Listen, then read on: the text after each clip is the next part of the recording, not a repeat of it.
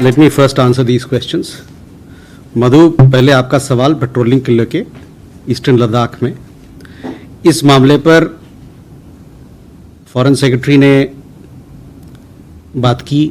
इस मामले पर पार्लियामेंट के अंदर विदेश मंत्री ने अपना वक्तव्य रखा, स्टेटमेंट रखा।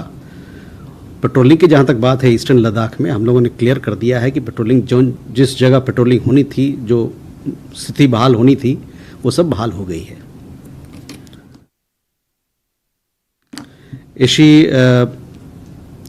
Foreign Secretary is likely to, is scheduled to visit Bangladesh on 9th of December, and he will meet his counterpart, and there will be several other meetings during the visit.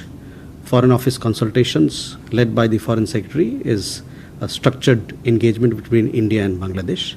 We look forward to this meeting. As far as situation on ground regarding the individuals that you mentioned, we want to reiterate our position again that they have legal rights, and we hope that these legal rights will be respected and that the trial will be fair, transparent. They will get a fair and transparent trial. Siddhant, your question regarding Syria, we have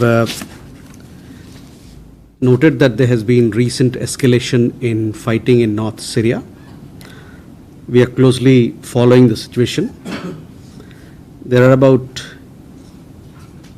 90 Indian nationals, we understand. There are also several Indians there who are working with UN organizations. Our embassy is in regular touch with our Indian nationals for their safety and security.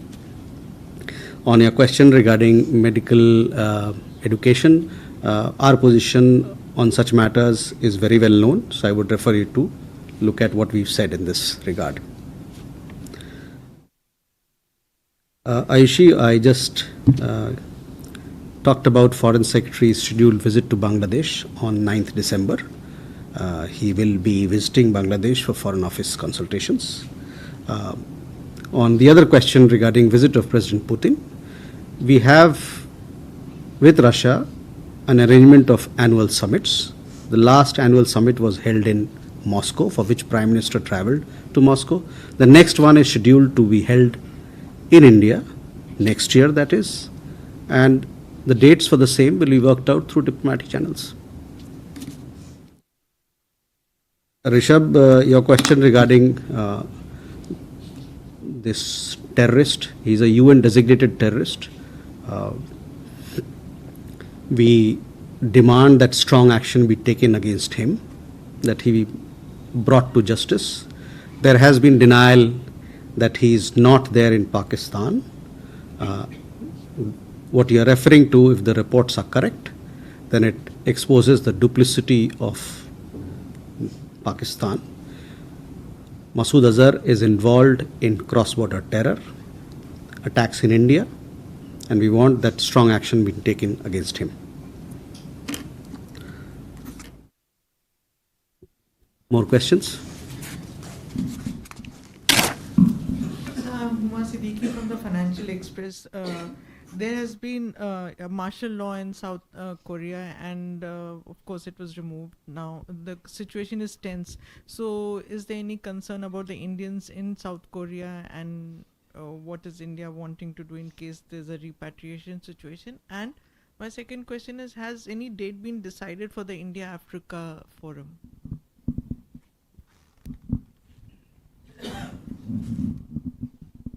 Sudhi? So, Shruti Ranjan from Bloomberg. I wanted a clarification on the WNCC statement that was issued yesterday. The statement says that, both India and China have completed the resolution of the issues that emerged in 2020. Would that in any way mean that disengagement is done and that is the end of it, and de-escalation is not on the cards? Discussions on de-escalation.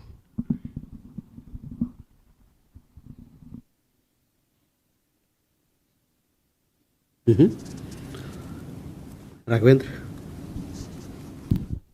Yeah, so this is Raghavendra Varma from German television ZDF. My question is regarding the scam call centers from India that target people abroad. How serious is the issue? What government is doing to tackle it, and how successful are those efforts? And is there any international cooperation or any other mechanism that exists to deal with it? Okay. Anshan? So this is Anamsha Matra. So during Foreign Secretary's visit to Bangladesh, I suppose this is the maiden visit, his discussion will be only pertinent to his counterpart, Jasimuddin, and the chief advisor? If not, what sort of format? Because it's already a structured sort of interaction. Secondly, an offshoot from Siddharth Sibal's question, if short of strict measures are taken on the medical students in Afghanistan, female medical students in Afghanistan, what support will India do to the medical female students in Afghanistan? Thank you.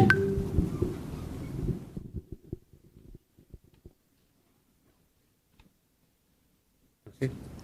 Ajay? Sir, I'm Ajay Banerjee from the Tribune. I ask a follow-up to what Sudhi asked. Sir, the External Affairs Minister in one of his statements in Parliament had mentioned that the next step of de-escalation will be taken forward. What Sudhi mentioned, the WMCC yesterday kind of said it's a closed chapter. Could you please clarify on that? Okay. So Huma, regarding South Korea, we are, as you know, South Korea, India have a very important partnership. We have strong economic and political partnership. We are obviously monitoring the developments in South Korea. We have very strong investment trade linkages. We have very strong defense cooperation with South Korea. We also have very strong people-to-people ties in South Korea. We also have a large number of Indian nationals who live in South Korea. All these developments, we continue to maintain a close watch so that, if there is any eventuality or anything, these may have a bearing on the safety of our Indian nationals, as also bearing on our interests. We maintain a close watch, and hopefully we hope that the situation in the country will stabilize soon. On India-Africa Forum Summit, Huma, I don't have any update for you at this point in time. Hopefully we will work out these details through diplomatic channels, and as and when we have an update on it, we'll be sharing it with you. Sudhi, your question regarding WMCC. The WMCC is very clear. If you look at the press release that we had issued, it talks about the implementation of disengagement process. So that is one process which is complete, and now it will move on to the de-escalation process, which is also mentioned in External Affairs Minister's statement. So I hope, Ajay, that answers your question as well. Raghvendra, on the call center issue, we take all these things very seriously. We have agencies here who are looking into this matter. We have strong cooperation with their international partners as well. Our law enforcement agencies have been taking strong and swift action against the culprits. We have been also discussing these cyber-related issues with countries abroad when we have these cyber conversation and dialogues. And also our agencies here in India, through Interpol and through bilateral arrangements that we have with specific countries, they have been taking action on or undertaking joint efforts for evidence, for more information, so that we can clamp down on these cybercrime call centers which are targeting people abroad. Also, to share with you, we have, as you know, that we have specifically created an agency for this purpose, which is called the Indian Cyber Crime Coordination Center, I4C, in the Ministry of Home Affairs, and they have been actively pursuing these efforts. Ayangsha, on the Foreign Secretary's visit, he will be discussing all issues that are of mutual interest. He will be meeting, aside from his counterpart, he will have several other meetings. Those are being worked out, and you will be updated on them. On the other issue that you raised, I've already said, India's views on such matters is very clear and very well known. Ajay, you also answered your question.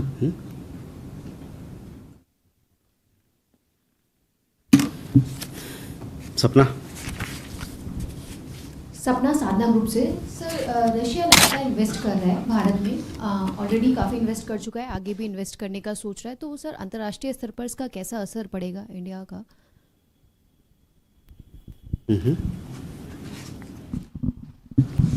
So, Keshav Padmanabhan from the print. In the statement made by the External Affairs Minister on China in the Parliament, he mentioned that now that the disengagement phase there's an agreement on this, we'll be looking at opening other sectors in a calibrated manner. Can you give us a sense of, because there has been news, at least from China, about the need for visas, direct flights. So can you sort of give us a sense of what is on the agenda in terms of the next steps of opening these sort of ties with China? Thank you. Okay. So, सपना, पहले आपका सवाल Russia के investment को लेके है. देखिए, हम लोग चाहते हैं कि भारत के जो प्रोग्राम है मेक इन इंडिया हो, और जिस प्रकार का हमारा प्रोग्राम चल रहा है कि दुनिया में हम अपने आप को एक मजबूत मैन्युफैक्चरिंग सेक्टर के रूप में, मैन्युफैक्चरिंग इंडस्ट्री के लिए एक मजबूत डेस्टिनेशन के रूप में अपने आप को प्रस्तुत करें. इसमें आपने देखा होगा कि कई एक सारे विदेशी कंपनी यहाँ पर पिछले कुछ सालों में आई हैं, और हमारा जो मेक इन इंडिया प्रोग्राम है और भारत को एक मैन्युफैक्चरिंग डेस्टिनेशन को प्रमोट करने का जो हमारा सिलसिला है उसमें काफ़ी मजबूती आई है. रशिया से भी इन्वेस्टमेंट आए हैं, और हम चाहते हैं कि और जो हमारी जितने यहाँ पर पोटेंशियल है उसको और इस्तेमाल किया जाए, और हमारे जो आर्थिक नाते हैं रशिया के साथ, इन्वेस्टमेंट ट्रेड के नाते हैं, और मजबूत हों. ये अच्छी बात है, इससे और लोग को भी प्रोत्साहन मिलेगा. वो देखेंगे किस प्रकार का काम हम यहाँ कर पा रहे हैं, किस प्रकार से हमारी चीज़ें जो यहाँ बनती है वो दुनिया में किस प्रकार से खड़ी उतरती है, उसकी क्वालिटी हो, उसकी किफ़ायत दाम हो, सब चीज़ को लेकर low cost high quality manufacturing के लिए हिंदुस्तान को बड़े नज़दीकी से देखा जा रहा है, एक अच्छे डेस्टिनेशन के रूप में देखा जा रहा है. Keshav, on this particular matter of next steps, we have had, even after when the External Affairs Minister had a meeting with his counterpart on the sidelines of G20 summit in Rio, there again we had issued, these matters were discussed, and we issued a press release giving a readout of what lies ahead. We have, in the WMCC press release also, you would have seen that now preparations are on for special representative meeting. We also talked about the foreign secretary level meeting. So once these meetings take place, we will be discussing the next steps, and then you will see how things are to be taken forward, how those things will be taken forward, the things that you are talking about.